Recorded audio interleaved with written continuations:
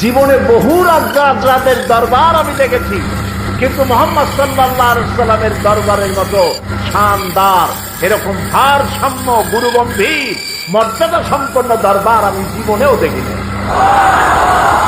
তার কোনো সিংহাসন নাই, সাধারণ মানুষের মধ্যে তিনি বসেন, নিজের জন্য আলাদা কোনো সিংহাসন নাই, এবং প্রত্যেকটি মানুষ তার দিকে তাকায় থাকে, চোখে পলক দেয় না, কারণ চোখে পলক দিলে ওই সময়টুকু এই সুন্দর চেহারা থেকে বঞ্চিত হয়ে যাব।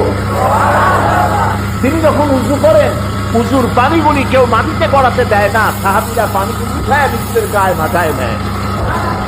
আমি এমন দরবার জীবনে কোথাও দেখিনি। নবী করিম সাল্লাল্লাহু আলাইহি ওয়াসাল্লামের দরবারে এসে লোকেরা সব তাকিয়ে থাকতেন এবং একটা গুরুগম্ভীর পরিবেশ থাকত, কিন্তু এই গুরুগম্ভীর পরিবেশকে রাসূলুল্লাহ বেশি সময় থাকতে দিতেন। তিনি মাঝে মধ্যে রসিকতা করতেন।